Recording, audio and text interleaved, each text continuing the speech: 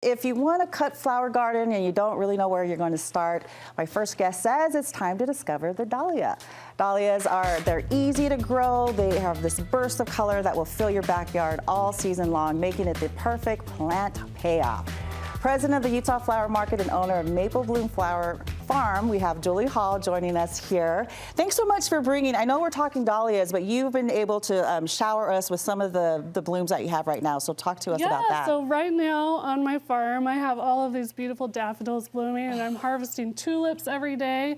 But spring for a flower farmer and for a home gardener is a busy time. Is this like your Super Bowl? Yeah. Is this like what you look forward to? It's like tax season for an accountant, right? So we are busy harvesting, but we're also busy planting. And so we're going to talk about planting some dahlias today, which is one of my favorite cut flowers to grow. And they really are beautiful. They are so beautiful. There's so many varieties. There's so many colors, like every different kind. And they're so generous. They bloom from July to October, and you can keep cutting them and enjoying them all summer long. Wow. So I have to ask, with the climate that we have here in Utah, very dry, is that like really a concern when we're looking at, you know, planting and growing dahlias? It makes it a little bit tricky. So dahlias love places like Oregon and Washington where it's nice and wet and humid. But in Utah, we can grow them because we have long, sunny days, and they love that.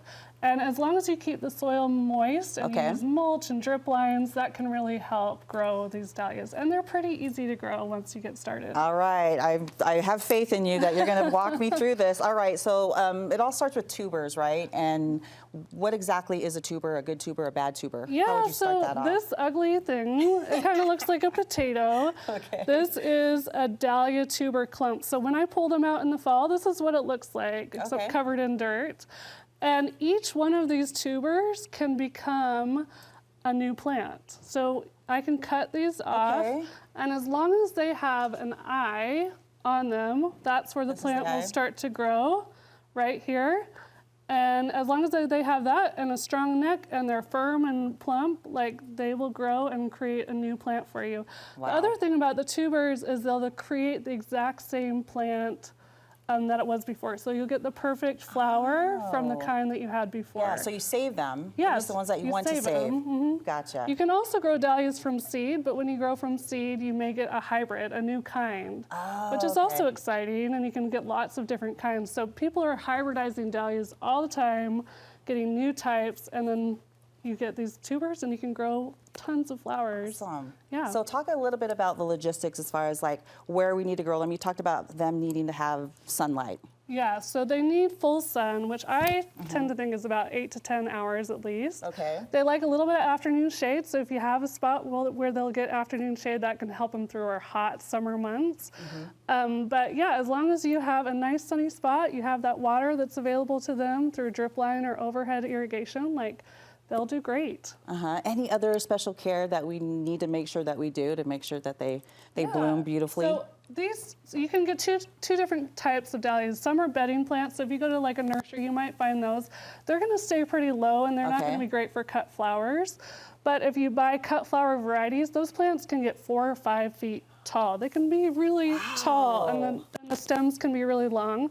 So you need to give them a little extra support. So when you plant them, you might want to stake them or have them grow up through a tomato cage, just when it gets windy so they don't tip over, so you can have those nice, tall, straight plants. Okay, and then as far as any other helpful information on like how they're blooming, and like do you have any other little tricks or tidbits that you can share with us? Yeah, so once they start blooming, they're cut and come again flowers. So you can cut and come again. You can cut them as much as you want, and that actually helps them to grow more flowers. So you get more blooms if you cut them. So you don't have to feel bad about cutting them and bringing them into your house, because you'll just get more flowers. The other thing that you can do is you can pinch the plant.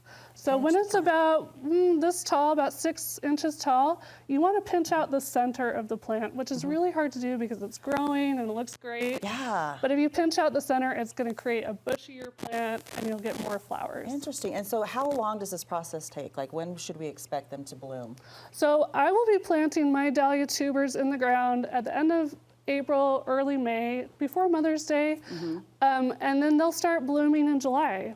So it takes about, I don't know, how many days is that? 60 days? You're asking me, the math 60 whiz? days to get That sounds about right. to a bloom, and then you can enjoy them for weeks and weeks. You talked about like saving the tubers. Any particular blooms or colors that you really like? That is like your go-to? I do a lot of wedding work, so I love those blush, the peaches, the whites, but really there's so many different kinds. If you love burgundy, if you love really any yellows, they're just every color, every variety. Julie, so you actually offer workshops for people like me who may want to be, starting it out, beginner, kind of get going. Yeah, so my workshop for Dahlias specifically is this Saturday. April 12th from 10 to 11:30 at the Alpine Workshop in Alpine, Utah. And I will have tubers for sale there at a discount to anyone who comes. And you can also get tubers on my website. Okay. If you're not close to me, but you still want to order tubers. Nice. And your website and any social media so my addresses you want to put website out is there? maplebloomflowerfarm.com. And my social media is Maple Bloom Flower Farm as well. All right, it's great meeting you. Yeah. Thank you for bringing all these lovely blooms here and Thank making you. sure we get started off right. Yeah. All right, take care. Thanks so much.